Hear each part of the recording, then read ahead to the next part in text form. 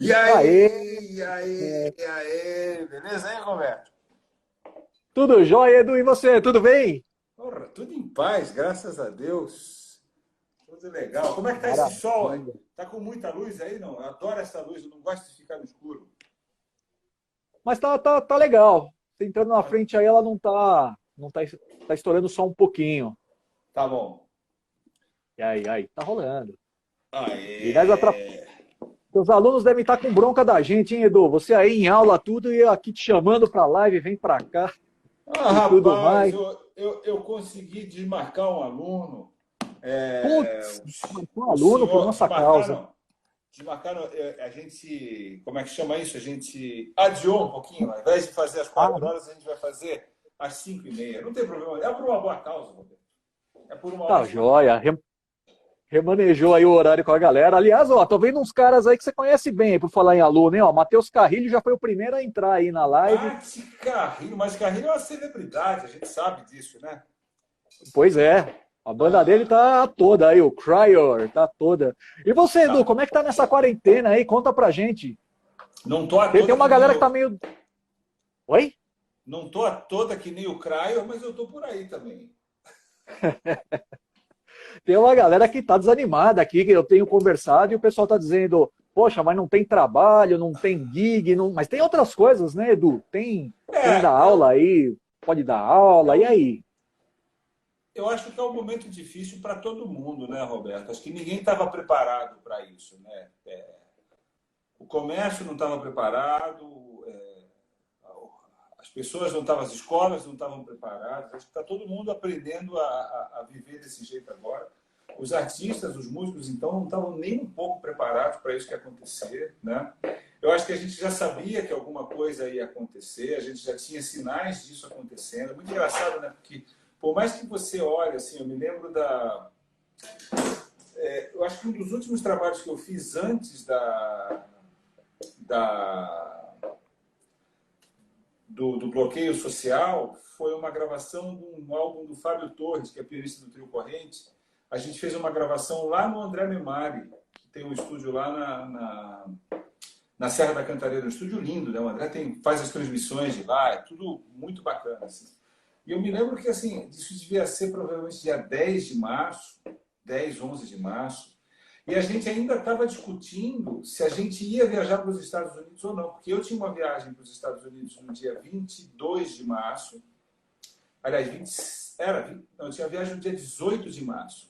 E o André também tinha uma turnê para os Estados Unidos naquela época, e a gente estava discutindo se a gente ia ou não, mas assim, já estava claro que ninguém ia, porque já tinham bloqueado na Itália, já tinham bloqueado na Europa, e a gente simplesmente não se preparou. Eu me lembro que na semana que fechou tudo, que as escolas começaram a discutir o que elas iam fazer, né? Como é que a gente vai fazer? A gente mantém as aulas online, a gente fecha a escola e espera voltar, né? Então, eu vejo, eu tenho filho em idade escolar, né? Eu acho que tem uma escola em São Paulo que já estava preparada para isso, que a hora que fechou, eles falaram, bom, a gente vai ficar então em regime online, todo mundo tem as plataformas estão prontas, as aulas estão prontas, todo mundo precisa entrar nessa plataforma aqui. E é claro, a gente está falando de uma escola, não vamos citar nomes, mas a gente está falando de uma escola de um poder aquisitivo alto, né? A realidade no Brasil pegou todo mundo de calça curta, está todo mundo se reinventando, né? E eu acho que a gente vai ter bons frutos disso, né? Porque por mais que a gente esteja aí desanimado, não tem como ficar desanimado. Ninguém pode sair de casa, ninguém pode encontrar o outro, ninguém pode apertar a mão, dar um abraço. A gente está vendo aí movimentos acontecendo aqui no Instagram, no Facebook, né? Movimentos políticos, sociais, que são importantes estarem acontecendo, as pessoas se posicionando, né? Mas eu acho que muito disso está acontecendo porque as pessoas estão aqui dentro. Elas não podem sair na rua e conversar, e trocar uma ideia, e trabalhar. E para a gente, para os músicos, então, nem se fala, né? Porque a gente depende de aglomeração. Né? O músico performe, né? Que eu me considero aqui um músico performer, você depende de aglomeração para existir. Claro, eu posso fazer gravação em casa? Posso. Né? Eu posso fazer uma live daqui de casa? Posso, mas eu sou baterista. Quem é que aguenta uma live de bateria só? Né? A gente pode conversar, pode falar sobre coisas assim. Agora, uma apresentação, um espetáculo é muito difícil. Eu até tentei fazer isso com o Open Studio, que é um site de aulas que tem nos Estados Unidos. A gente fez uma conversa com o Gregory Hutchinson, que é um super baterista, e a gente ficou de fazer um recital de bateria. Eu sei que o irmão do Wynton, o Jason Massardi, faz recitais de bateria solo, mas é uma coisa completamente alternativa, né, para você ter. Mas assim, mesmo assim, a gente está pensando nisso, está pensando em ter material para isso. Isso é uma maneira de você se sentir inspirado num momento desse, né? Claro que, Roberto, estou falando de mim, que continuo dando as minhas aulas. Eu sou professor há mais... Eu não sou professor agora, depois da pandemia. Eu sou professor há mais de 20 anos, né? Não querendo dizer eu sou professor, mas eu trabalho dando aula na faculdade e sou coordenador da EMESP há muito tempo. Então, essas coisas continuam. Então, eu estou numa situação confortável, né? Agora, tem muito músico que depende de tocar hoje para ganhar o dinheiro de amanhã, que não tem mais, que realmente não tem como ele ter cabeça para estar pensando em ficar inspirado. Então, a gente não pode ser hipócrita ao ponto de falar para as pessoas, vocês precisam permanecer inspirados. Eu acho que todo mundo sabe aonde está batendo aí, né? E acho que é um momento até para... Eu sou músico desde criança. Eu comecei a tocar com 6 anos de idade. Meu pai é músico, né? E eu sempre soube que a minha profissão, por mais que a gente se coloque em outras profissões, eu sempre soube que dentro da profissão de músico a gente tem uma instabilidade muito forte. Então, eu sempre trabalhei com alguma reserva. Não quero dizer que eu posso ficar 20 anos sem trabalhar, de forma alguma. Mas eu sempre soube que se eu ganho 3, eu posso gastar 1. Porque talvez no mês que vem e no outro mês eu não tenha mais esses 2, né?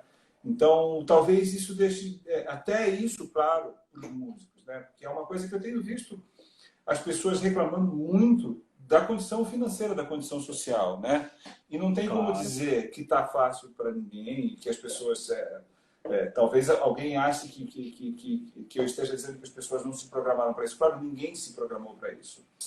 Mas é um conselho que eu deixo para mim e para a minha vida toda, para todas as pessoas. Se você é músico, em algum momento você precisa se programar com alguma reserva, porque é uma profissão muito instável. Então, não é só música, é músico, ator, sei lá, todo profissional autônomo, né? Meu irmão é advogado.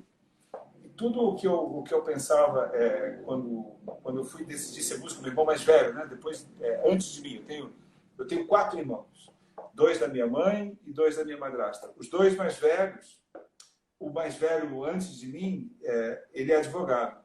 E foi uma questão em casa para saber se ele também era músico, se ele ia ser músico, se ele ia ser advogado. E eu, na hora de escolher, se vai ser músico, é uma profissão muito difícil. E ele é advogado. E ele está numa situação tão instável do que eu agora. Ele é autônomo do mesmo jeito, né? Então, assim, pegou todo mundo, né? Então, uma coisa que eu gosto de falar quando me perguntam como é que está essa questão, não é mérito dos músicos, não é só uma preocupação dos músicos. Está todo mundo passando por uma situação que a gente não tem a menor ideia de como que era, né? Então, assim, o que eu faço para me manter vivo?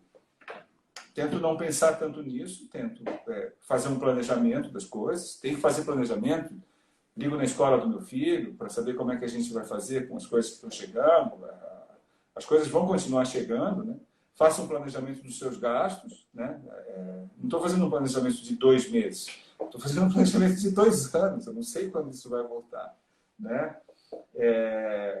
E é hora de você criar coisas. Então, legal, o que eu posso fazer? Posso fazer então, a hora que voltarem os shows, será que eu consigo fazer um show inteiro, um recital de bateria? Até hoje eu não tenho, mas eu vou começar a trabalhar para isso então, né?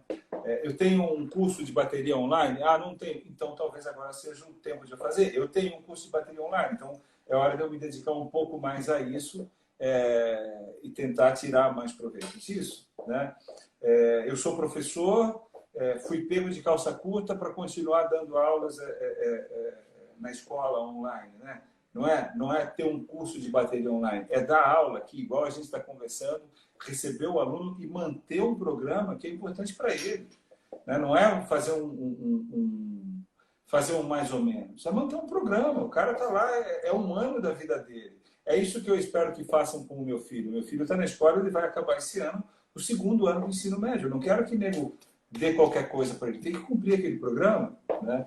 Então, isso são desafios. Então, esses são os desafios que eu estou enfrentando, que estão me fazendo ficar completamente ativo. Eu estou trabalhando muito mais do que eu trabalhava antes, né? É um momento de aprendizado em todos os sentidos, então, né? E vai ser É que nem ótimo você falou, para os músicos, assim, do pessoal que eu estou conversando, que eu estou dizendo do desânimo da galera, mas muitos estão aprendendo agora, cara, que já são professores também há muitos anos, mas não davam aula online. Que bom, tá aprendendo agora, tá, né? Tá desenvolvendo, tá, entre outras coisas. E é o que você falou, até das reservas ou trabalho musical que seja mais paralelo, né? Ter alguma coisa na manga para um momento como esse, né? E aprender a lidar com as frustrações, né? A gente está conversando aqui hoje, é dia 2 e 3 de junho. Essa semana, para mim, talvez esteja sendo a pior de todas dessa pandemia, porque esse mês de junho, esse ano de 2020, era um ano, é um ano que, para mim, era um ano profissionalmente muito bom. Muitas coisas que eu plantei a minha vida inteira estavam começando a acontecer esse ano, né? Então, minha carreira como músico solista estava funcionando mais, eu tinha mais shows com os meus trios, com os meus quintetos, né? As coisas estavam... O telefone estava começando a tocar para fazer turnê pelo SESI, para fazer festival no interior do Brasil. Agora, dia 2, 3 e 4 de junho, ou seja, ontem, hoje e amanhã, 3, 4 e 5 de junho, era para eu estar nos Estados Unidos tocando em Nova York no Jazz Standard, que é um clube de jazz que eu quis tocar a minha vida inteira, com músicos que eu quis tocar a minha vida inteira, entendeu? E ia ter esse ano, a gente estaria lançando um álbum lá que eu fiz com o Ruben Rogers, que é um baixista, com o Romero Lubambo e com o Hélio Alves, pianista, né? Que sai pelo Open Studio também. Então a gente já está fazendo o lançamento disso. Esse mesmo mês eu ia voltar, e depois no final do mês eu ia voltar com o Hamilton de Holanda, com o quarteto, para os Estados Unidos, para uma turnê grande nos Estados Unidos. A gente ia tocar no Lincoln Center, a gente ia tocar em vários estados de lá. Então são coisas que te frustram. Mas, eu estou vivo em casa, está todo mundo com saúde aqui. Vamos dar um jeito de trabalhar com o que a gente tem aqui e continuar a nossa vida. Puxa vida, hein? Era exatamente hoje. Era para você estar lá. Era hoje. Edu, a gente tem algumas perguntas. Desculpa, te cortei. Tem algumas perguntas. E antes de ir para a galera, eu queria falar um pouquinho sobre a sua carreira, alguns detalhes que eu queria destacar aqui, até para servir também para a galera futuramente, carreiras musicais, né, carreiras profissionais. O que eu queria saber exatamente foi dessa época que você tocou em banda de baile. Você teve... Isso é quando você estava em Floripa ainda, que você começou? Para eu entender melhor, para a gente se situar na época. Como é que começou essa época? Isso foi muita sorte. Essa banda de baile ela é do meu pai, ela se chama Estágio 10. Tá?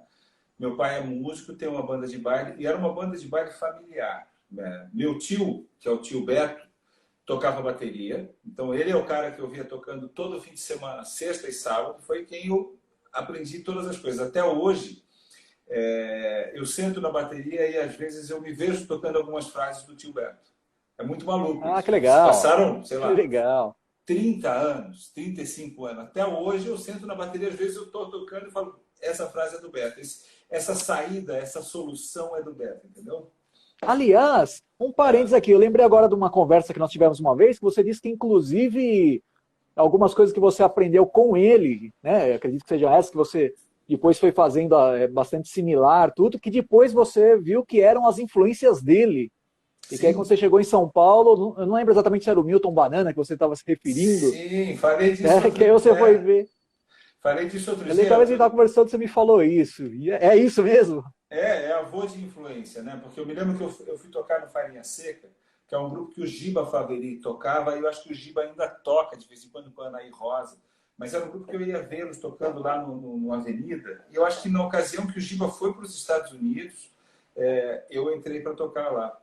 E eu me lembro que tinha o Caio Mamberti, que era um percussionista, e o Caio me falou, isso a gente está falando de 1998, né? Ele falou, você toca parecido com Edson Machado, com Milton Banana.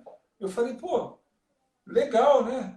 Só que não sabia nem quem era o Edson Machado e o Milton Banana.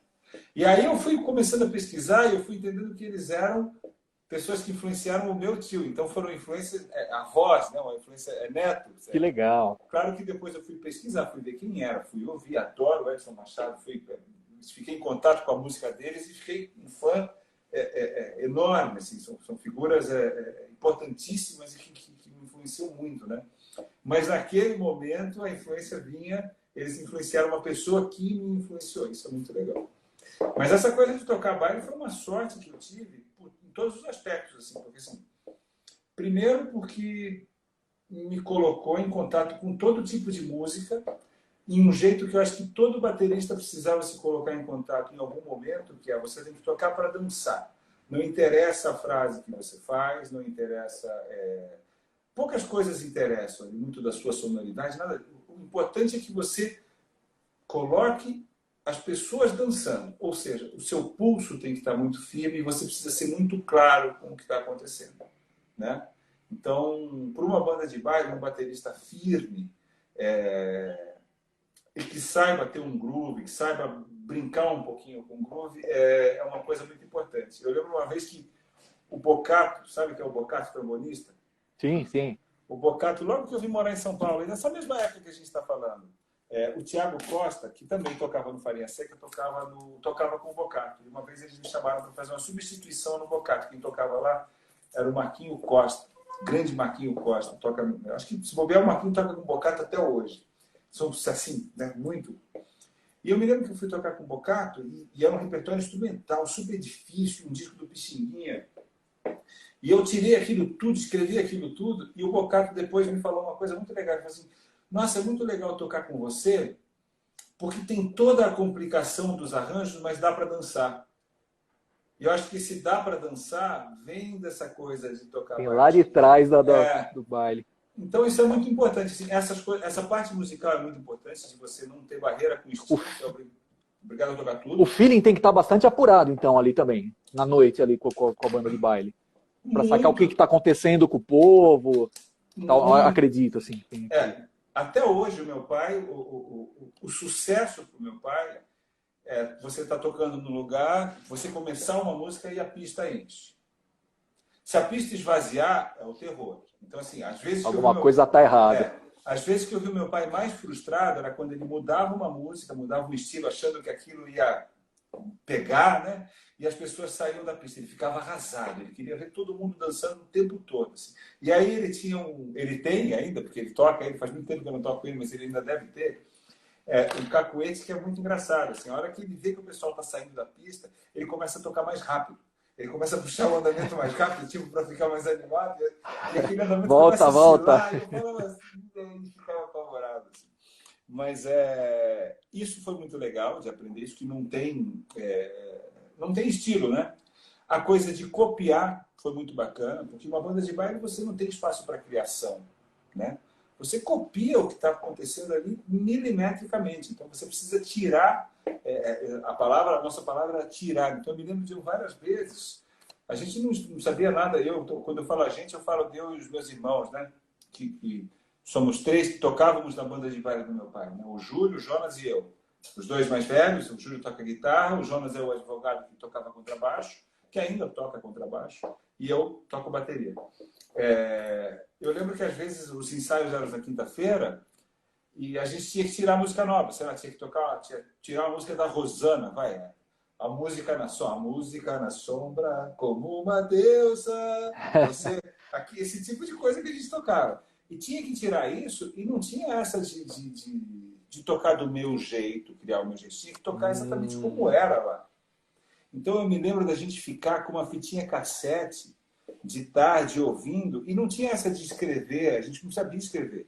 Então era decorando, eu fazia air drums a tarde inteira. E aí sentava na bateria. Não tinha onde escrever e você não tinha a bateria ali na hora também, para tirar música, né? Não tinha um pad, nada, era no ar. Drums, e aí a gente ia numa sala de ensaio, que a gente chamava, que era uma edícula que tinha os instrumentos, e aí ensaiava todo mundo junto. Chegava o arranjador, ele botava a partitura para trompete, saxofone, trombone, uma partitura para cifra, bateria. Nunca vi uma partitura até eu chegar no Unicamp. Eu acho que é por isso que eu sou tão crica com os meus alunos, com essa coisa de você ter uma leitura, de você ter algum conhecimento teórico, né? Eu acho que essa geração já passou. Ainda vejo músicos muito bons, completamente intuitivos, né? E eu acho que quando eu vim morar em São Paulo, eu fui fazer o primeiro curso de música popular que teve no Brasil, que foi o curso da Unicamp. Então eu ainda peguei uma geração em São Paulo que é da transição do músico popular que entrou na escola, que sabe um pouco de teoria, que sabe de harmonia, e o músico que não sabe. Então eu ouvi muita gente falando que se eu soubesse ler, que se eu soubesse a teoria da música, eu perderia a minha espontaneidade. E eu não concordo nem um pouco com isso. Eu acho que uma coisa só ajuda a outra. A gente não tem mais espaço para o músico que não sabe de música. É a nossa profissão. É a mesma coisa que você falar que você é um médico que você não sabe, sei lá, o nome dos órgãos do corpo, como que eles funcionam. Você é intuitivo. Pode dar certo ou pode dar muito errado, né? E não é o fato legal, também de que só você estudar o corpo humano e saber como é que é, você está pronto também. A prática e o conhecimento são duas coisas que andam juntas. Você não pode separar as duas coisas. Então, na questão de prática, de repente, essa apuração de feeling, alguma coisa, a banda, o músico de baile, né? Ser um músico de baile. Então, você diria que pode ser uma base importante para o cara que é um músico profissional hoje, para outras coisas que o cara vai fazer? Você acha que isso para você foi muito importante? Isso foi muito importante. Para mim, isso foi importante por isso. Também uma outra coisa que foi muito importante foi... Eu já comecei na profissão com 12 anos, sei lá, 10 anos. Minha mãe faleceu, eu tinha 9 anos. Eu comecei nos bailes com 9, de 9 para 10. E desde lá não deixei mais de ir. Eu só saí de lá quando eu fiz 17 anos. Mas eu já encarei a profissão de uma maneira profissional. Sabendo que eu tinha um baile no fim de semana, era minha família, eu ia com eles, porque eu queria, tinha a opção de ficar com minha avó, mas eu queria ir com eles. Mas aí eu comecei a ganhar o meu dinheiro, eu comecei a entender o valor do meu dinheiro, quanto custa essa camisa. Custa meio baile naquela época. Então eu sabia que camisa que eu ia comprar. Se eu podia comprar uma camisa de 2 bailes, uma de baile, eu ia comprar uma que valesse 1/3 de um baile, entendeu? Você já começa a ter uma noção da profissão que às vezes é difícil para o músico ter. Às vezes eu vejo as novas gerações tendo essa dificuldade. E é uma coisa que eu tento passar para o meu filho. Eu falo para ele, escuta, meu filho gosta de música, estuda música, isso tem que ser uma profissão.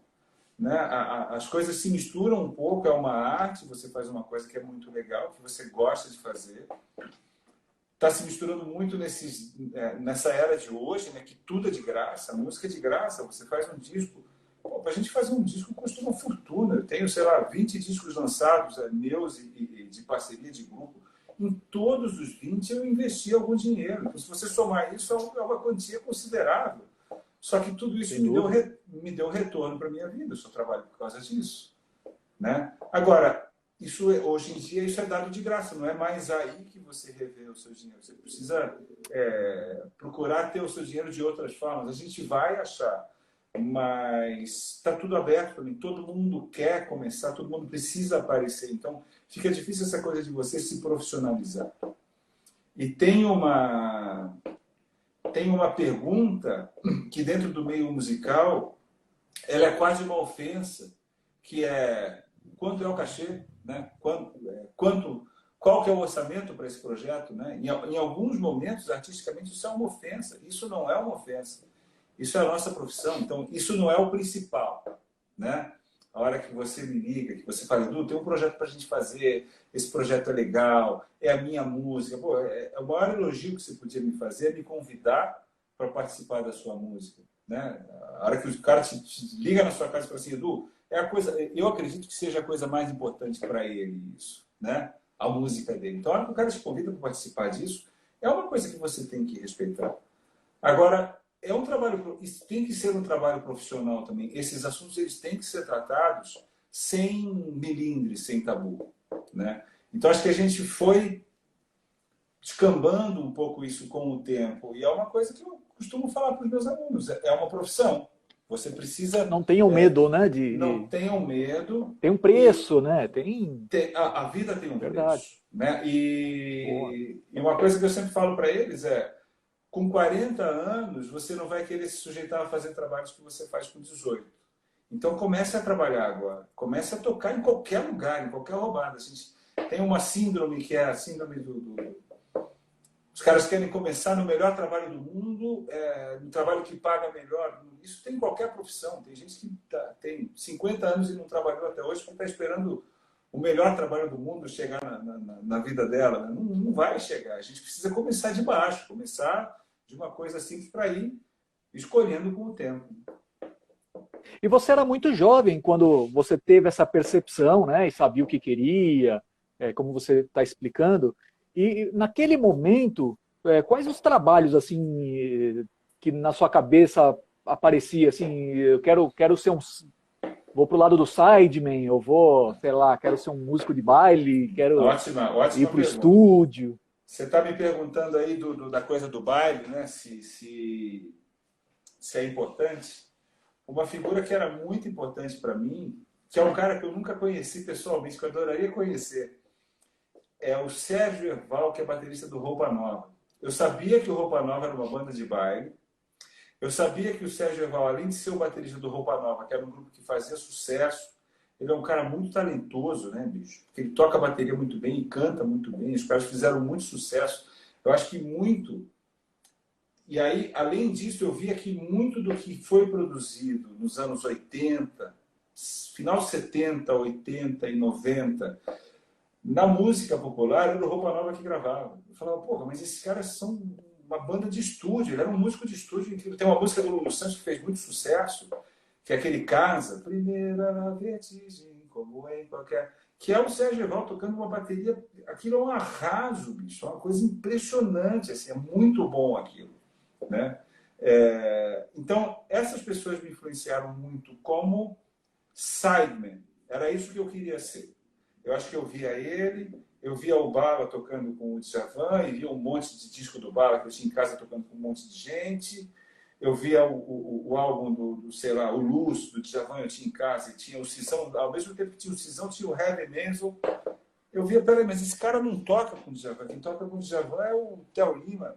Mas esse americano aqui, ele foi um dia de tarde lá naquele estúdio, só gravou esse disco e voltou. Era isso que eu queria ser, era trabalhar com isso. Assim, eu já imaginava que tinha alguma coisa além de você só tocar. Né? Tinha uma profissão de ser baterista. Né? Então, essas pessoas todas aí, tenho visto mais eles aqui agora, né? Porque a gente entra aqui todo dia agora, né? Então, assim, Pascoal Meirelles, Paulo Braga, Cláudio Infante, o Bala, o Sérgio Erval, o Julinho Moreira, são os bateristas que, quando eu tinha, sei lá, 12, 13, 15 anos e estava falando, puxa, talvez exista essa profissão, eles estavam tocando. Antes, até, dos que mais me influenciaram depois, que aí a gente foi falando aqui a gente falou aqui do Milton Banana, a gente falou do Edson Machado, o Rubinho Bassotti, foram pessoas que eu fui conhecer só depois que eu entrei no Unicamp, que eu vi tem um outro mundo aqui diferente disso. Então, acho que eu fui para Campinas querendo ser esse sideman, que é uma profissão que eu até me pergunto, Roberto, se ela existe hoje. Porque aquele mercado fonográfico, aquele mercado de gravação, ele não existe mais. Mudou tudo, verdade. Mudou tudo. Esses caras gravaram muito, fizeram muitos shows. Robertinho Silva. Pô, ligava a televisão, tinha um programa de jazz na Manchete, tinha o Robertinho fazendo show do Robertinho. Eu olhava aquilo e falava, eu quero ser isso daí. O Robertinho usava aquelas baterias enormes, cheio de efeitos, cheio de coisa, assim. Eu falava, eu quero fazer isso daí que eu quero ser da minha vida. Né? E depois começar a trabalhar e conhecer essas pessoas, eu acho que é a maior recompensa que a gente tem. Assim, o Robertinho fala dele, eu fico até emocionado de falar dele, porque Eu lembro que eu conheci o Robertinho, eu já estava em Campinas, estava trabalhando na Sinfônica, a vida deu uma guinada tremenda, eu fui para Campinas fazer Unicamp. Por que eu fui fazer Unicamp? Primeiro porque eu queria estudar, né? E depois porque era um jeito que eu tinha de sair de Florianópolis. Eu não tinha, a banda do meu pai é uma banda familiar. Se eu estivesse em Florianópolis, eu ia estar até hoje tocando com meu pai, né? Eu não ia conseguir dizer para ele, pai, eu quero ir tocar aqui na esquina, eu quero ir tocar ali e eu não posso ir no seu baile. Jamais ia conseguir fazer isso. Então eu tocava baile, eu adorava, eu tenho o maior respeito pela música que eles fazem, eu aprendi muito lá dentro e adoro todas as vezes que eu vou lá e a gente toca junto. Mas eu me lembro que era sempre o mesmo repertório, era muito divertido, as pessoas eram muito calorosas, assim, né? Era uma coisa de família mesmo. Acho que a minha família se transferiu para aquela banda de baile, né? Porque não tinha mais aquela festa na casa da avó todo fim de semana, aquele almoço. Era um baile no fim de semana. Então, minha família virou aquilo ali. Cíclica, às vezes entrava um, saía outro, mudava as pessoas, mas eram todos acolhidos da mesma maneira, assim, né? Então, eu tocava aquilo, mas era sempre o mesmo repertório, do mesmo jeito. E tinha uma coisa que me aborrecia lá, que era, tinha um baterista que era o meu tio, e eu tocava percussão. Então a gente revezava, mas tipo, ele tocava 70% do baile, eu tocava 20%. Eu ficava louco, eu queria tocar bateria, não queria ficar tocando percussão, né? Eu gostava da percussão tudo, tirava aquelas levadas de timbales, mas eu queria tocar bateria. Então eu ficava tocando o baile e ficava pensando como é que eu vou fazer para conseguir tocar em outros lugares. E aí eu já fazia conta que eu precisava comprar um instrumento para eu poder ter a minha bateria, que não era a bateria da banda de baile, para eu poder sair dali e tocar à noite. E aí eu me lembro que apareceu a coisa da Unicamp. Eu falei, opa, quero estudar lá. E fui. Aí saí de Florianópolis, vim para Campinas para estudar música. Aí você ganha um passaporte de estudante, né? Você tem um passaporte você está dentro de uma universidade. Aí tinha o apoio da universidade, que era alimentação, restaurante universitário, todo o acolhimento de saúde. Eu não morei na moradia estudantil, meu pai alugou um apartamento para mim, mas é um apoio tremendo você se mudar como estudante, né? Eu tenho amigos que na mesma época se mudaram simplesmente para tentar a vida em São Paulo. E voltaram, porque é muito difícil, bicho. Você com 18 anos cair numa cidade que nem São Paulo e falar assim, eu sou músico. Vou estudar nessa escola aqui, mas eu preciso trabalhar, não tem nada que te dê um acolhimento. Então, a universidade foi muito importante, assim, aquelas pessoas todas estava no 4º ano do curso, cada ano entrava 20. Vamos falar que formavam, sei lá, 15. A gente tem aí 60 pessoas que estavam lá fazendo a mesma coisa que você, que vinham do Brasil inteiro. Então, foi um ambiente muito legal, assim. Que legal. E desse ponto aí, nós falamos quando você estava tocando Rosana lá no baile, chegou em Campinas, tudo. Desse ponto para chegar no ponto da música instrumental. E aí, como que a cabeça começou a entrar na música instrumental? Como começamos nesse período? Aqui eu fiquei em Campinas, eu fiquei 1 ano sem tocar, sem trabalhar. E o que mais me fez falta não foi nem o não tocar, porque eu tocava todos os dias na Unicamp com o pessoal da escola. Eu tocava os standards de jazz, as coisas que eles ensinavam para a gente na escola. Mas me fez falta a coisa de não ser profissional, de não ter mais o meu dinheiro, de depender do meu pai. Isso me fez uma falta tremenda. Então tem um baterista que eu adoro, que é o Pepa Delia. Pepa é lá de Campinas. Eu lembro que um dia eu liguei para o Pepa e falei, Pepa, eu preciso trabalhar na cidade. Eu preciso tocar em algum lugar, né? Eu falei, eu acho que eu tenho condições de tocar na noite, né? Não tinha banda de baile lá, não fui pedir emprego numa banda de baile, mas eu fui tocar na noite, então vamos tocar na noite. Eu me lembro da gente sair, bicho. Eu morava com o Chico Saraiva é violonista, e a gente veio junto de Campinas, de Florianópolis, a gente estudava junto na escola desde a 8ª série. E aí os dois passaram para música popular em Campinas e a gente dividiu um apartamento, homemade, né, que eles chamam, né? E a gente passou todo o tempo da Unicamp dividindo aquele apartamento ali. Outra coisa que foi boa, né, que é uma família, né, bicho? Tem um cara da sua infância junto com você, passa 4 anos junto com você ali. Mas eu lembro que a gente fez grupos para tocar na noite e a gente saía assim, ó,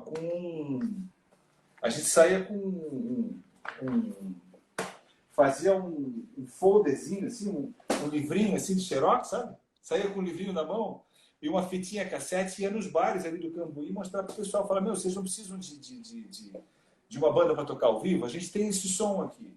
E sei lá, Era o release de vocês ali. Era o release. De 20 que a gente fez, sei lá, a gente conseguiu tocar, tá ótimo. Foram 20 tentativas e um acerto, tá perfeito. Mas ali em Campinas, eu comecei a tocar na noite através do Pepa. O Pepa me deu uma super força. Ele falou, aluga um telefone, que eu vou dar o seu telefone para as pessoas, eu já vi você tocando, talvez o que eu não puder fazer eu te indique. E ele realmente me indicou para um monte de coisa, eu comecei a trabalhar um monte, eu agradeço muito a ele, assim, foi uma pessoa muito importante. Aliás, antes de ontem foi aniversário dele, eu não dei os parabéns, mas dou aqui agora, dia 1º de junho. E aí...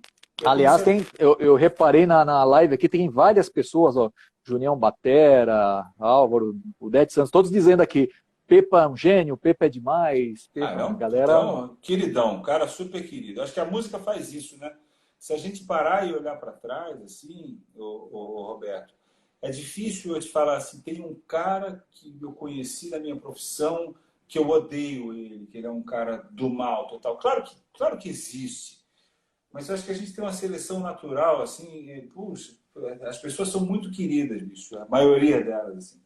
Mas aí eu comecei a tocar na noite em Campinas, e ao mesmo tempo que eu comecei a tocar na noite, na Unicamp,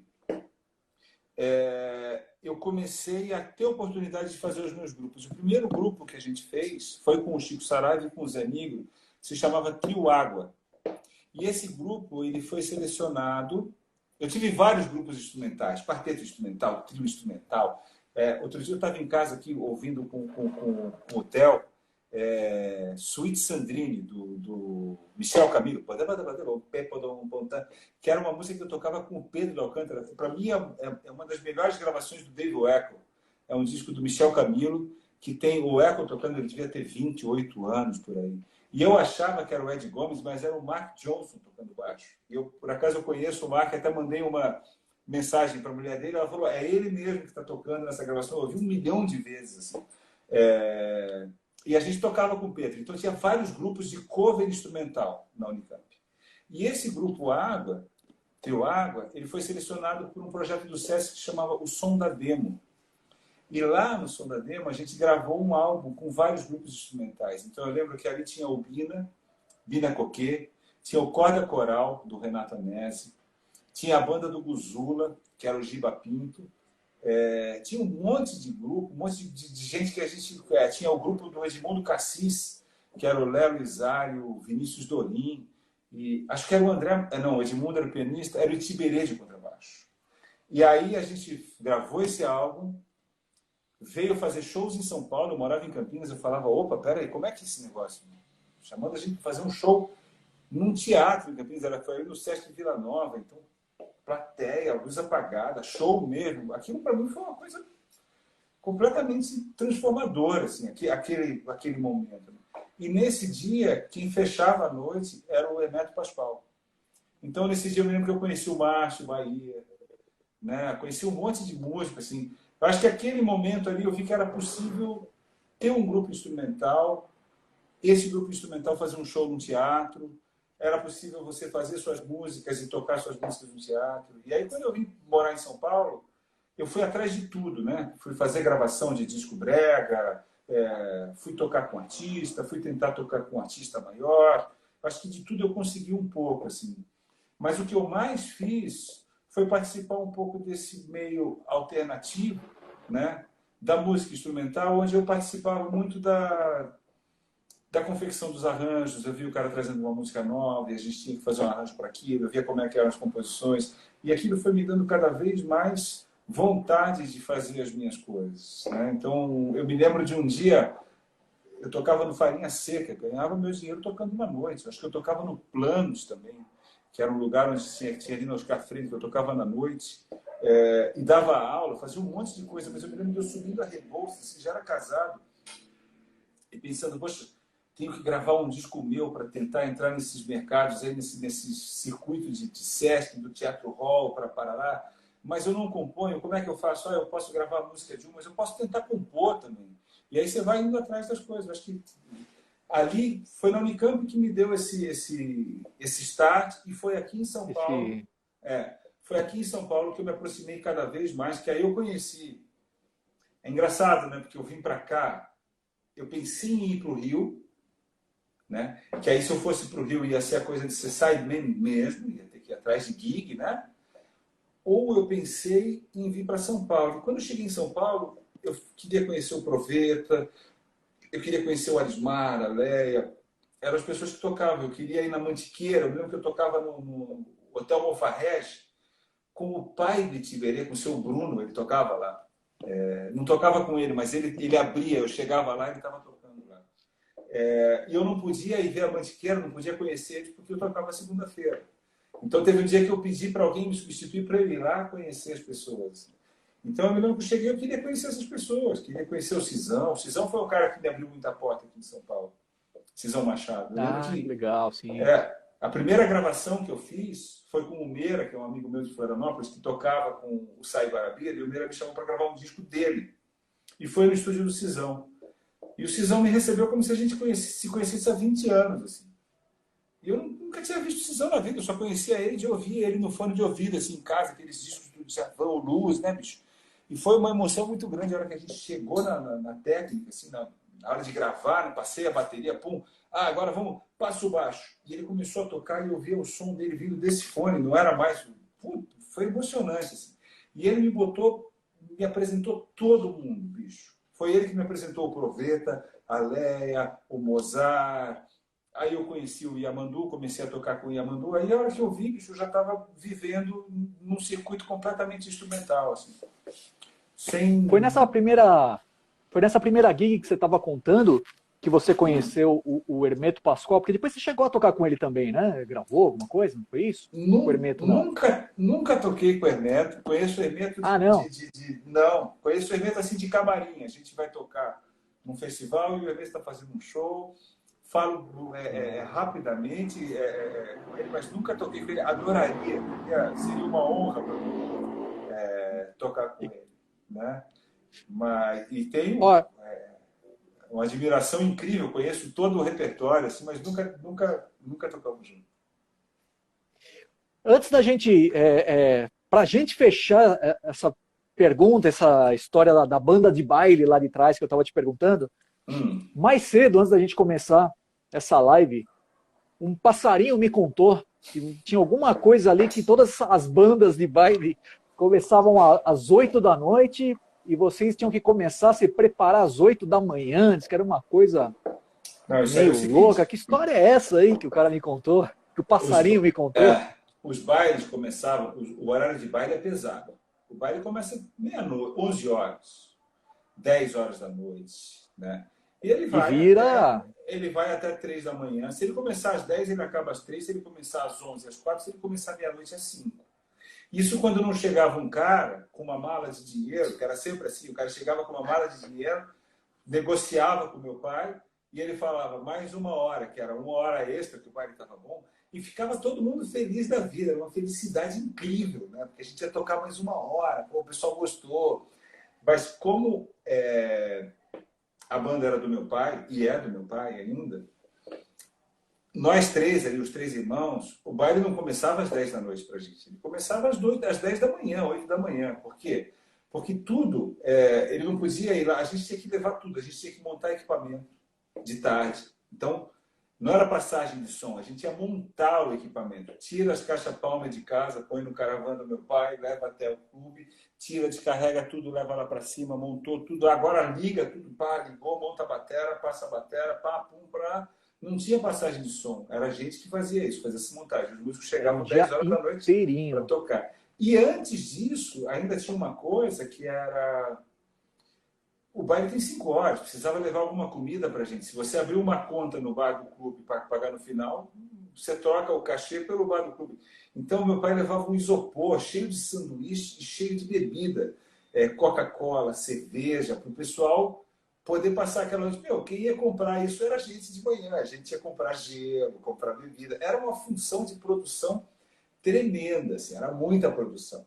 E até hoje, essa produção existe. Eu não compro mais bebida e levo isopor pro baile. Mas quando tem um show seu que você tem que fazer, você tem que ir antes, você tem que ver se o teatro está funcionando. Outro dia, o ano passado, eu fui fazer aquele Sesc Jazz, que é um evento super legal. Eles me deram 4 datas para fazer, 3 shows em workshop. Fiquei feliz da vida de fazer. São eventos super importantes, vem artistas do mundo inteiro. E aí, todos eles, Roberto, eu fui antes, fiquei preocupado com tudo, deu tudo certo. O último era em Santos. E foi o dia que fui mais sossegado. Eu falei, bom, tudo deu certo. Vou para Santos, eu vou chegar, sei lá, o show é às 8, vamos marcar, a passagem de som é às 5, eu vou chegar lá 15 para 5. Né? Vamos ver, vamos deixar tudo certo. Hold, bateria, foi tudo antes. Eu cheguei lá 15 para 5, não tinha nada no palco, nada, nada. Assim. Aí eu olhei aquilo, eu falei assim, ué, cadê o som? Tinha uma bateria Pro, aquela bateria de nada contra Pro, de forma alguma, a bateria é ótima. Mas sabe aquela bateria de aluguel? Tinha uma bateria daquela de uma aluguel. linha de entrada ali, não, sim, que sim. tal, usada. Eu falei, gente, não é esse instrumento que eu vou usar. Eu falei, cadê o técnico não era o de som? combinado. Porque era o meu técnico de som que viajava, que levava o equipamento, leva a minha bateria, leva o equipamento, leva os amplificadores, monta o som, já monta a luz, já monta tudo, já dá a ideia de que tamanho é o palco. Cadê o técnico de som? Não chegou. Meu, eu fiquei desesperado. A gente teve, sei lá, 20 minutos para passar o som numa coisa que para mim é super importante. Então, assim, não tem jeito. Se você largar na mão de alguém, tem uma grande possibilidade de não dar certo. Então, assim, eu tinha que estar falando com os caras desde cedo. Eu não poderia ter dormido mais aquela hora naquele dia, entendeu?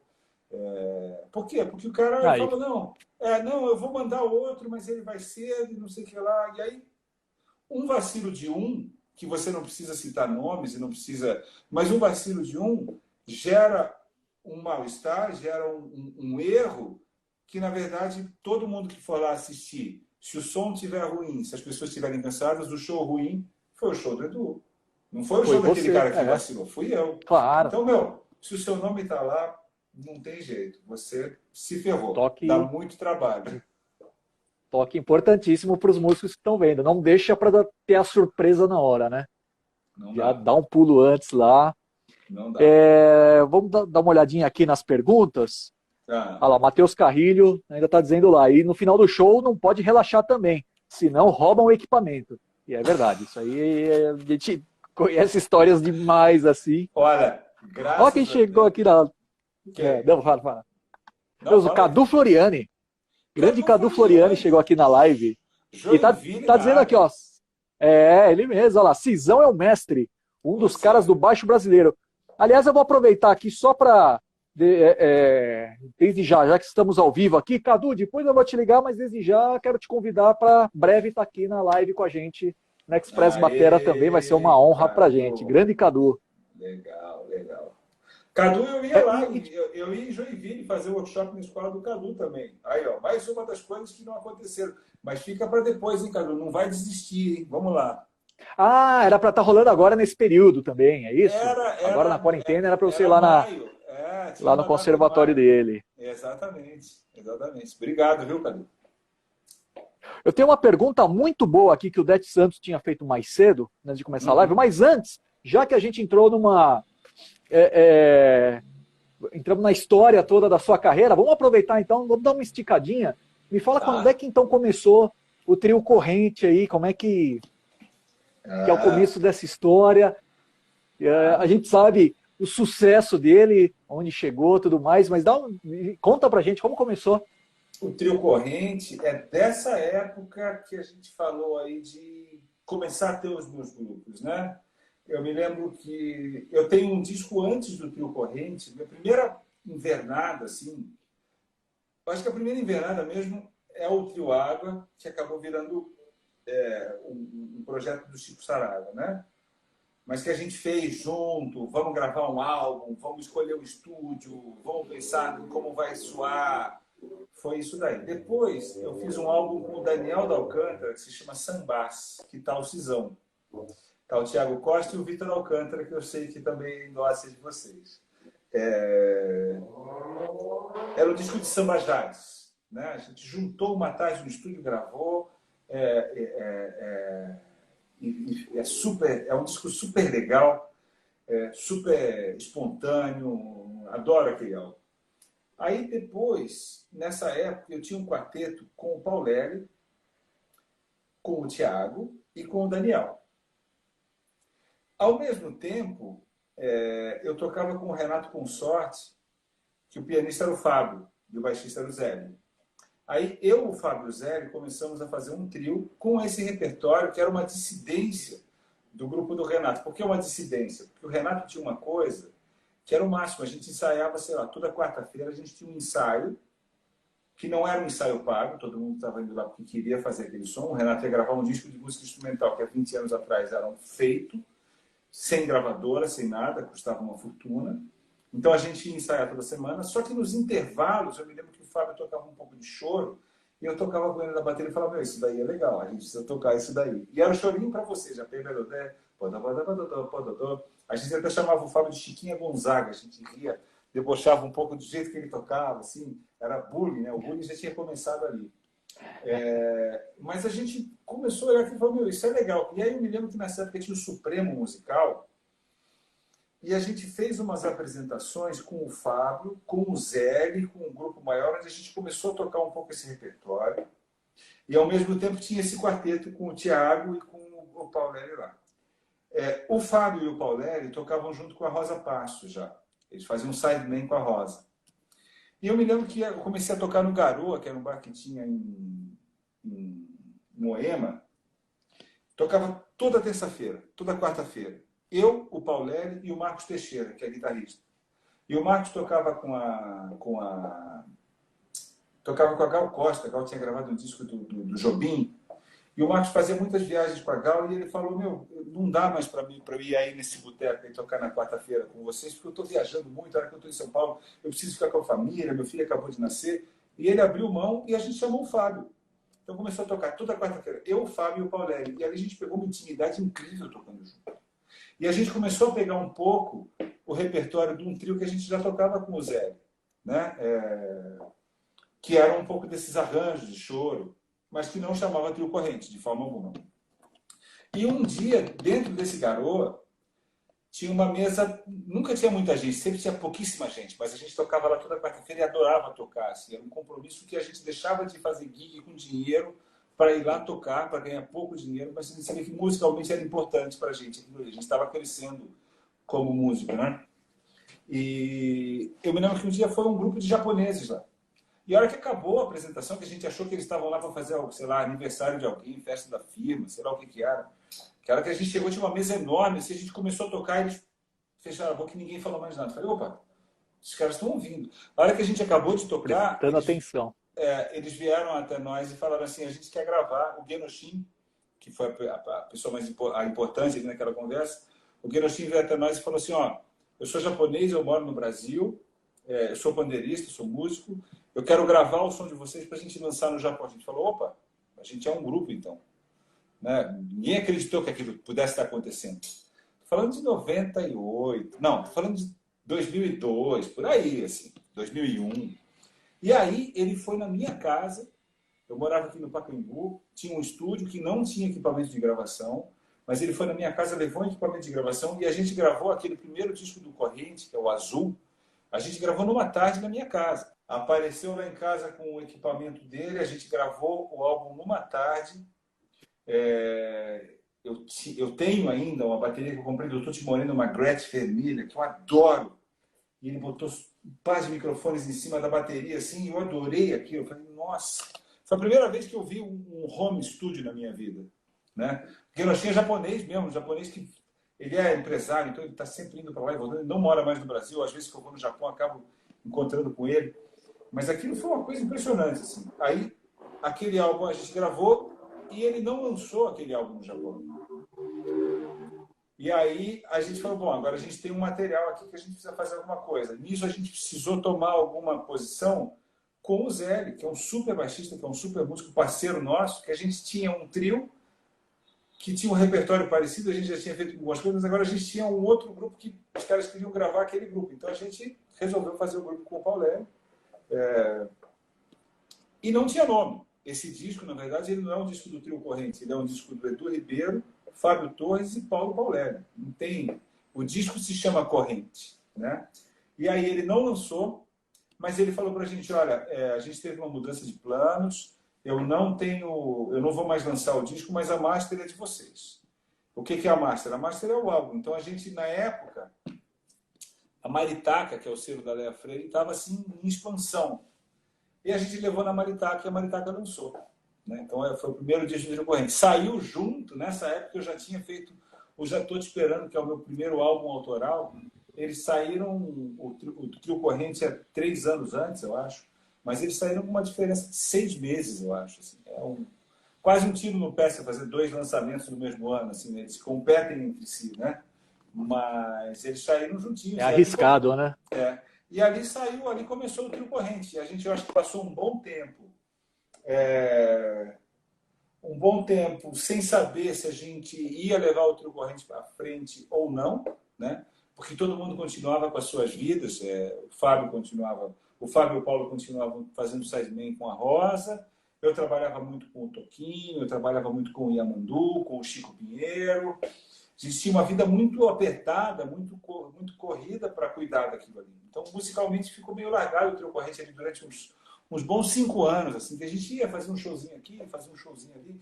Nunca a gente teve um produtor que investisse, arrumasse shows para a gente. Então, eu lembro que a gente fazia, sei lá, fez um festival da Savassi, fez poucas coisas com o Trio Corrente quando lançou o disco azul, né? Aí a gente fez um segundo disco, que é o volume 2, aí já era Trio Corrente. E aí a gente já tinha começado a fazer a parceria com o Paquito, e aí a gente fez o disco com o Paquito, e foi um disco que deu os Grammys pra gente, que colocou a gente num outro patamar até de percepção da sociedade aqui, né? As pessoas, é impressionante como o tanto que a gente começou a trabalhar. A gente passou, sei lá, muitos anos querendo que o nosso telefone tocasse. E depois que a gente ganhou o prêmio, o telefone começou a tocar. Eu tenho minhas dúvidas se as pessoas conheciam o grupo ou se elas queriam no festival um grupo que tivesse ganho um Grammy. Seja lá qual for qual era o valor disso, ali. Foram anos muito bons que a gente teve, que foi assim, a gente solidificou o grupo. A gente já tinha uma carreira internacional, a gente já ia todos os anos para a Europa. É um investimento que a gente faz. As pessoas falam, eu quero ser músico e querem tocar na Europa. As pessoas... Eu não sei o que as pessoas acham. Tem que ter um investimento, claro. Eu não sei o que as pessoas acham da profissão de músico, né? Porque o que a gente posta aqui é a parte mais bonitinha. Você não vai postar a parte ruim aqui. Todo mundo, isso aqui é a revista Caras de cada um. Você coloca só o que as pessoas querem ver. O glamour, né? É o glamour. Mas, assim, as turnês que a gente faz na Europa, sei lá, de todas as que eu fiz na vida com o Trio Corrente, talvez 10% delas elas tenham sido muito rentáveis financeiramente. 15%. As outras todas são investimento que você faz para você ter um mercado. Claro, ninguém paga para ir tocar no exterior. A gente não é louco de fazer isso. Mas, assim, não é que é uma coisa super... É muito difícil ir tocar no exterior. Por quê? Porque você tem os custos de passagem, você tem os custos de hospedagem. Então, o festival te liga e fala, quero o seu trio no dia tal, aqui na cidade tal. Você fala, legal, vamos lá. E aí ele fala, tem o tanto de cachê. Você fala, puta, legal, tá ótimo. Só que é o tanto de cachê lá. Você precisa estar lá. Então, isso é no dia 10 de julho. Você fala, bom, então eu tenho um cachê bom no dia 10 de julho, mas eu preciso viajar para lá, isso já toma todo o cachê. Então você fecha um outro cachê bom no dia 20 de julho. Você fala, o que eu faço com esses 10 dias aí no meio? Então as pessoas acham que a gente está passeando. Não, você está procurando algum lugar para você pagar um day off, certo? Você vai tocar num lugar que tem um pouco menos de dinheiro para pagar um hotel, pagar uma alimentação. É uma série de coisas que tem um custo, você não está na sua casa. Você fazer um cachê aqui no dia 10 de julho e outro no dia 20 de julho aqui em São Paulo, é tudo meu. Agora, em Berlim, no dia 10 de julho, em Zaragoza, no dia 20 de julho, você tem 10 dias de muito gasto para você pagar. Coloque então, na ponta do lápis, né?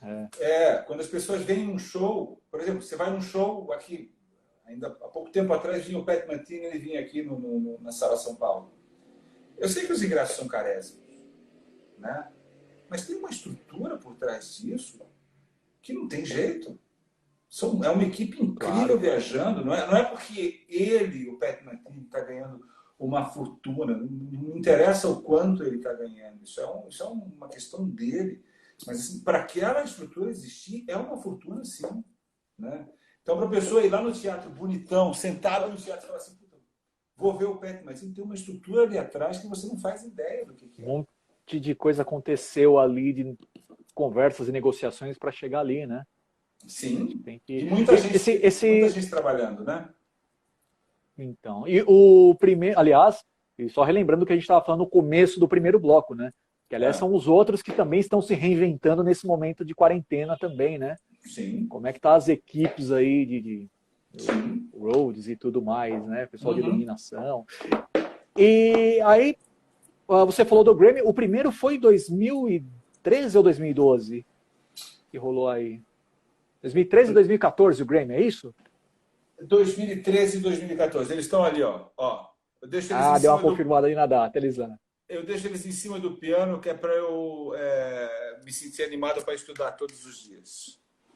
Boa! Eu acho que é isso. A pergunta... Não, 2013, pode falar. 2013 e 2014, é isso aí. Perfeito. Melhor álbum de jazz Grammy Latino. Eu dou sorte no Grammy. O ano passado que eu dei um azar, assim, porque em 2000 eu gravei porque a gente... O pessoal fala muito dos dois, mas você teve diversas indicações também, né? Foi várias coisas legais, né? Eu tenho 5 álbuns que eu gravei que ganharam um Grammy. O primeiro foi um álbum com o Randy Brecker, que é um trompetista americano, irmão do Michael Brecker. A gente não precisa dar nenhuma apresentação dele. Que ganhou o melhor álbum de World Jazz, em 2009. Aí eu ganhei esses dois com o Trio Corrente. Depois disso, eu me lembro que no dia que eu estava viajando para o primeiro Grammy, era janeiro, foi uma viagem muito legal que a gente fez, porque eu levei minha mulher, meu filho, o Fábio levou a filha dele, o Paulo levou a mulher, foi uma viagem familiar. E eu me lembro que eu estava gravando um disco com a Eliane Elias, que se chama Made in Brasil, e eu falei para a Eliane, eu posso ficar até o dia 22 aqui de janeiro, porque no dia 22 eu preciso viajar por causa da premiação do Grammy. Eu me lembro que na hora que eu fui embora, ela me deu um abraço, falou para ter boa sorte, a gente gravou o disco, né? Ela falou para ter boa sorte, que ela já tinha ido lá, que ela não tinha ganho, mas tinha sido super legal.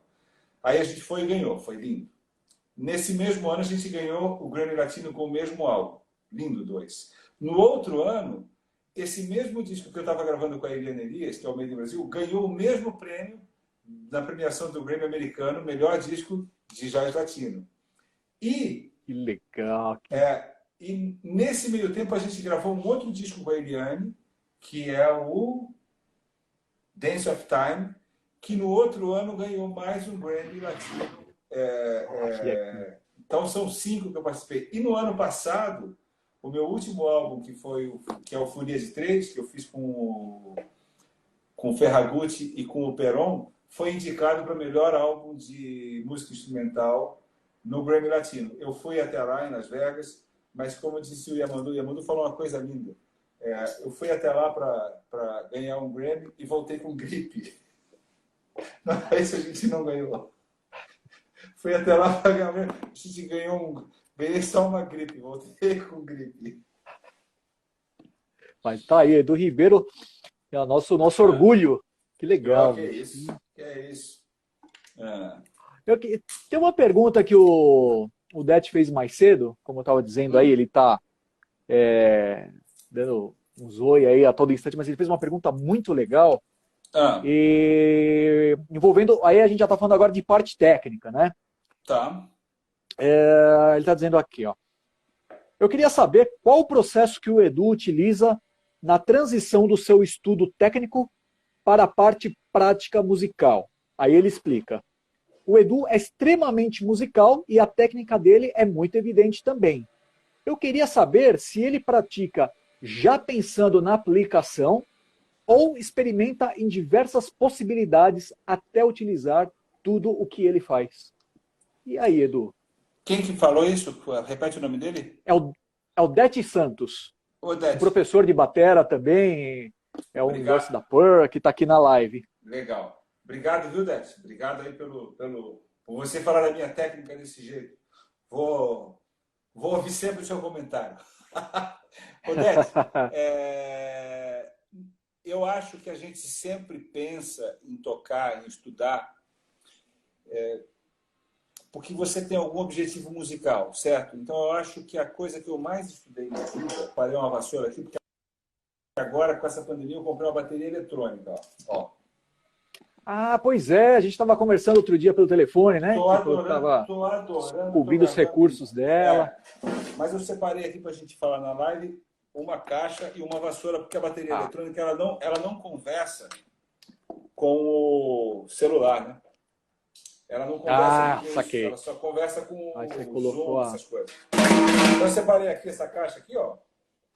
Que é o seguinte, eu já estudei DEX. Por exemplo, a coisa que eu mais estudei tecnicamente é uma coisa que as pessoas perguntam, que é essa técnica de mão.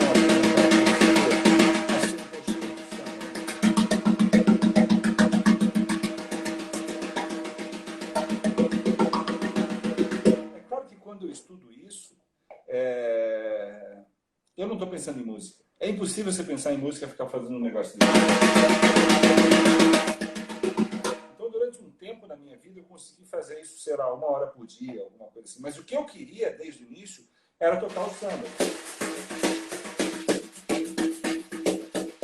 Ou então, melhorar o meu single.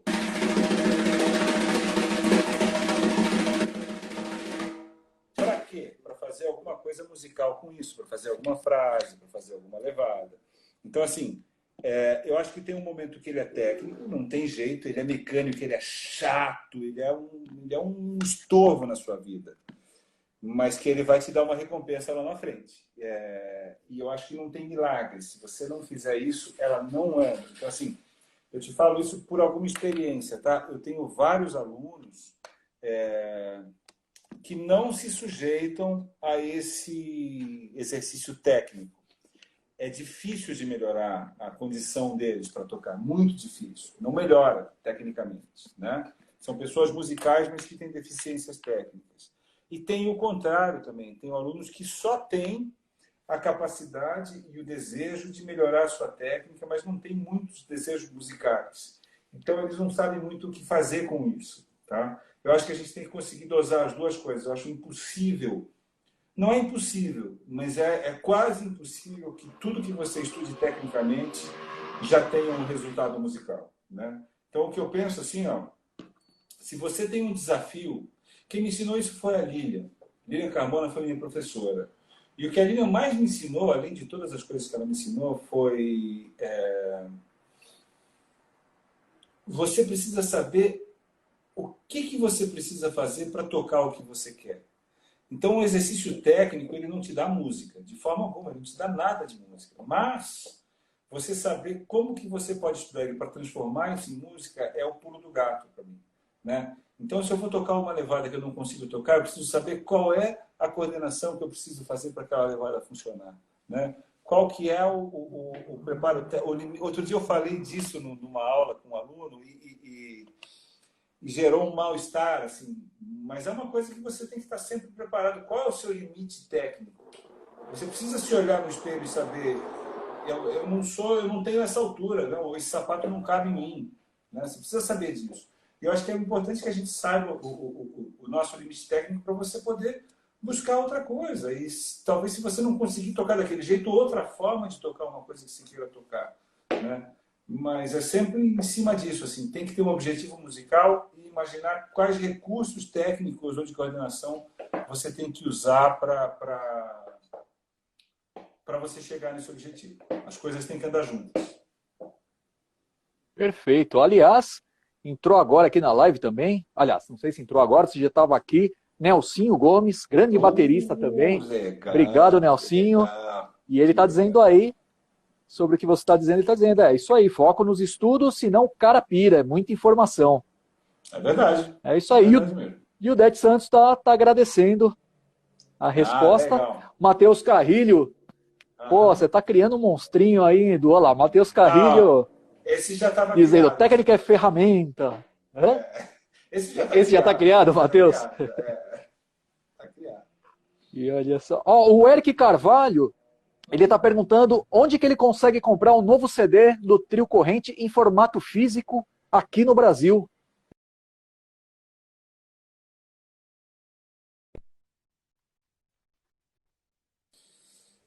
Como ela chama? Pops. É uma loja de Ah, CD na que tem a Pops. Teodoro Sampaio, tá? Você Grande pode pedir Pops. você pode pedir na Trattori também, a Trattori entrega, ou você pode pedir direto no site do Trio Correntes, que a gente vai dar um jeito de mandar isso para você, tá? A gente não tem isso como um portal, né? Um portal online, as pessoas fazem as compras e a gente entrega lá. É um pouco mais demorado, mas a gente atende caso a caso. Quando chega a comunicação lá dentro do site, que as pessoas querem ou um livro ou um CD, o que a gente tem, a gente atende sim. O Bruna Ikovics, ele está dizendo: Edu, explica a fórmula de compasso da música Pintou um Grilo. Dá para explicar a Nossa! fórmula de compasso dela? Isso é uma coisa inexplicável. Essa música é uma música da Léa Freire. A gente gravou no Vento em Madeira. Era uma música que ela chegou falando que era um 31 por 16. Um 31 por 16, o que eu acho dessas coisas complicadas, elas sempre vão ser assim, ó. Um 7 mais um 3 mais um 5 mais alguma coisa. E o mais importante é você entender musicalmente, né? O que é do que a conta primeiro. Então eu me lembro que a primeira coisa que eu fiz foi cantar com ela e decorar aquela estrutura que tinha ali, né? Depois que a gente entendeu aquela estrutura, eu consegui me cercar para ver quais eram os tamanhos dos compassos. E aquilo, faz muito tempo que eu não toco isso, eu nem lembro no que eu me baseei. Mas eu acho que eram alguns compassos de 5 e um compasso de 6, era alguma coisa assim, ela tinha uma perninha a mais, né? Então, sempre que você vê uma coisa muito grande, por exemplo, um 11 para mim já é um compasso muito grande. É um de 5 e um de 6. Talvez tenha uma pulsação diferente, é um de 5, um de 2 e um de 4. Né? Um de 2, um de 3 e um de 6. Né? Ou um 13, que é um 6 e um 7. Né? Talvez tenha subdivisões diferentes, é um 2 e 4 e depois um 4 e 3. Né? Mas geralmente você precisa entender isso, como que é essa subdivisão. Tem tem algumas pessoas trabalhando muito bem com ritmo hoje em dia. Eu esqueci de quem fez essa pergunta, mas eu gostaria de falar o nome, mas tem pessoas trabalhando com ritmo muito bem hoje em dia. Um conselho que eu dou para vocês são duas coisas. Assim. Tem uns livros que se chamam Konakol, que é um livro de rítmica indiana, que ajuda muito a você entender isso, muito mesmo. Tá? Não é que você vai virar um indiano e vai fazer aquelas coisas muito difíceis, mas tem certas sílabas, que é o takita para o 3, é o takadimi para o 4, o taka para o 2, que com aquilo ali você resolve um pouco a sua vida. Dadijinadum é o 5. Né? Com aquilo ali você consegue chegar em várias formas de compasso com uma facilidade tremenda. Eu uso muito isso quando eu vou na aula de prática passar as músicas do Avishai Cohen, que são geralmente isso, 11, mas não é um 11 que é um 5 e um 6. São coisas que vão trocando, né? Primeiro tem o 3 e o 2, depois o 2 e o 4, aí depois fica o 2 e o 3. São células difíceis. Assim. Então, quando você usa isso, você acha uma estrutura rítmica muito fácil de você trabalhar. Então, se você puder pesquisar, a internet tem muito isso hoje, Konakol. Tem vários livros falando sobre Konakol. Acho que não sei te dizer qual é o melhor. Acho que qualquer um que você olhar, você vai achar ter resultados disso. E uma pessoa que está trabalhando com cursos de ritmo muito legais é o Bruno Migoto, que é um baixista muito ligado nessas coisas de ritmo, e ele tem as turmas dele lá para rítmica que são super interessantes, cursos abertos. Aí fiz aqui uma propaganda de um amigo, mas realmente é uma coisa, acho que ele está com um entendimento bom disso, né? Então, vale a pena. Legal, Edu. Estamos chegando aqui no final da live. Eu sei que está com bastante aluno por aí. Já eles vão entrar aqui na live e começar a me xingar, porque eu estou estendendo demais a conversa. O Murilo vai entrar e vai falar, escuta, como é que é? Vamos parar. Pois é. Aliás, falando em aluno, tem um aluno seu aqui, ó, o João Fidelis. Ele está te mandando um grande abraço e tá... Fidelis? E ele tá, O João, e ele tá o explicando João, que você foi... fala. Não, ele só está Pode? explicando aqui para o pessoal que você foi o primeiro professor, o Edu foi meu primeiro professor que me fez a dar um passo para trás para poder dar dois para frente. Olha que legal. Então, o João é um cara muito especial. Eu não sei aonde ele foi se especializar, se foi na Alemanha. Ele apareceu em casa poucas vezes, isso a gente está falando de 10 anos atrás.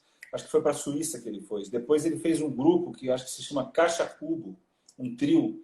Ele, o filho do Rodolfo, que é o Noah Streuter, e eles têm uma carreira linda na Europa. Eu não sei nem se o João está morando aqui ou se o João continua morando na Europa, mas onde você estiver, eu queria dizer que eu sou fãzão de carteirinha do trabalho de vocês aí, viu, João?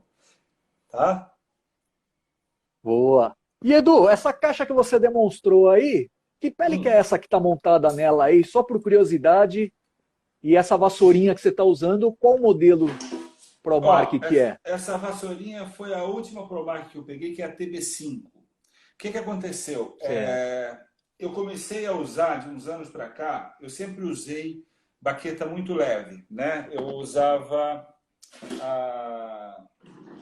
Uso ainda, tenho bastante, né?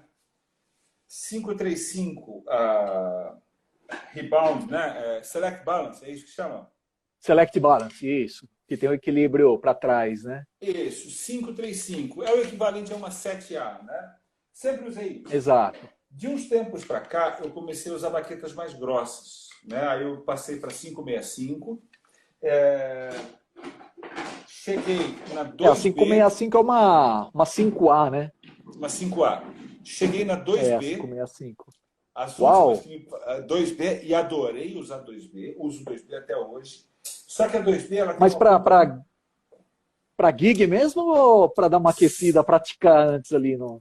Para gig mesmo. Por dois motivos. Eu voltei a tocar com o Hamilton de Holanda e o Hamilton faz shows em palcos muito grandes, né? Com um som um pouco mais amplificado do que o que eu sempre fiz com o Trio Correntes.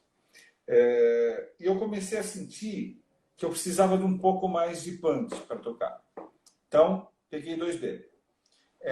Só que é engraçado que isso não me ajudou tanto a ter mais som. Ajudou um pouco, tudo, né? Você põe menos força, você tem mais... Mas eu sentia que ela, para a afinação que eu uso, ela esmagava um pouco o som do instrumento. Mas, ao mesmo tempo, se eu conseguisse tocar um pouco mais leve com a 2B, ela engordava. Então, eu acabei não usando a Boa! 2B para tocar com essa gig em especial. Para essa gig, eu estou usando o que seria a 565, que seria uma 5A, né? Uma 5A, exato. Que ela é um pouco mais aerada, ela não é tão pesada, ela não esmaga tanto o som do tambor, né? Ela não dá um punch tão forte, o tambor soa mais. Agora, a 2B eu comecei a usar em todos os trabalhos que eu precisava de uma dinâmica muito baixa. Eu comecei a usar a 2B, eu comecei a refinar mais a minha técnica e ela dá um som gordo, muito gordo, né? Se você tocar leve com ela, o som engorda muito. Então eu comecei a usar 2B, comecei a usar também a SD2, que pela numeração é a que todo mundo chama de bolero, que é uma 2B com uma pontinha, com Sim. uma cabeça redonda, né? Bolinha, né? Exatamente. Então são as que eu mais tenho usado. Pontinha. E aí eu senti vontade de ter uma vassoura que tivesse um cabo mais gordo. Então eu pedi a vassoura que tivesse o cabo mais gordo e veio essa que é a TB5, né? Que eu adorei, que ela tem um aço ainda leve, é um aço mais leve do que a TB4. Eu devo ter uma em algum lugar aqui, mas ela não está aqui agora, tá? Mas que o cabo é grosso, então ajudou muito. E essa pele são as peles que eu mais uso. G1 Coated, da Eva. Perfeito. Tá? Tenho usado também, Boa. às vezes, G2 em gravações. Né? Outro dia eu estava vendo um dos sons de bateria que eu mais gosto de gravação minha, a gente falou desse álbum hoje, é do Made in Brasil com a Eliane Elias. E eu me lembro que para esse disco eu usei G2 Coated, né? Era uma sala bem pequenininha, o som da bateria aberta estava embolando um pouco. Eu me lembro que eu troquei as peles e resolveram. Eu acho que tem muito. Você é especialista nisso, né, Roberto? Você sabe disso, mas é sempre bom falar para o pessoal assim.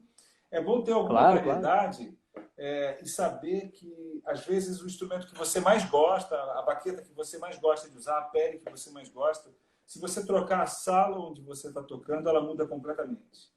Né? Muda tudo, Então, né? eu gosto de coisa bem sonora. Eu gosto dessas peles que são as peles de filme simples, né? Elas têm som, e o fato de ser porosa, ela tem ataque, ela tem tudo. Mas não é todo lugar que dá para a gente usar ela. Então, às vezes, dentro da minha salinha de estudo, que não é aqui, eu tenho um estúdio que eu estudo, às vezes eu não posso usar a pele coat durante muito tempo, porque ela até me dá um problema de audição, né? Machuca a audição.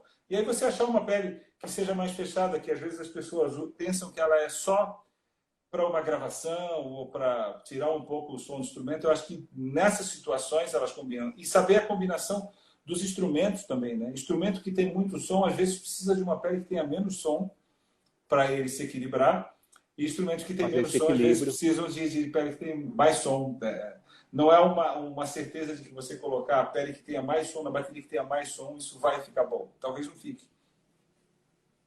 E eu falo para o pessoal, eu dou muito o seu exemplo, e você falou agora aí das baquetas, legal para o pessoal ver, porque eu sempre comento, eu falo, olha o Edu, ele usa variados, ele tem o bag de baqueta com todos os modelos imagináveis. Então, eu sempre falo o quão importante é, né, para o baterista, não tem medo, usa lá todos os modelos, tem música que vai um funcionar melhor, outro outra. O pessoal acha curioso falar que você usa modelos completamente diferentes entre si. E é legal, né? É uma dica aí para o pessoal usar, né? Assim, tem alguns que são especiais que eu uso, né? Então, o SD2 é um, a 565, a 535 e a 2B. Não tenho muito mais do que isso.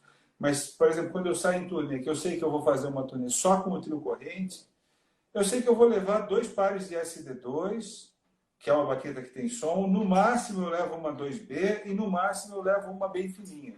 Que é para eu, de repente, eu chego em algum lugar que eu preciso me adaptar. Eu tenho uma coisa pronta ali. Agora, no dia de gravação de bateria acústica, que você sabe que você não sabe o que você vai encontrar, ou então tem turnês que eu vou fazer que eu não sei exatamente que lugares eu vou tocar, e às vezes eu tenho que tocar com diversas pessoas, eu levo um monte de coisa.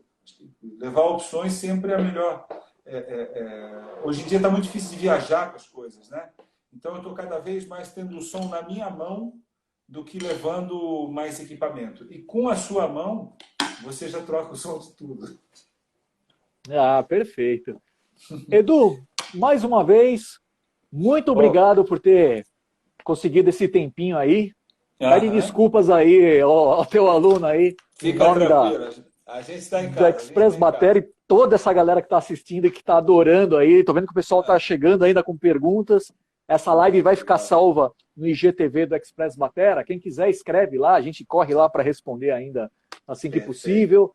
Perfeito. E muito obrigado por essa parceria de anos aí, Evans e Promark. Nossa, eu sou parceiro de vocês com muito orgulho. Agradeço muito, tanto das marcas quanto do pessoal todo que está lá, a empresa inteira lá. Só tem gente querida. É um prazerzão trabalhar com vocês, sempre.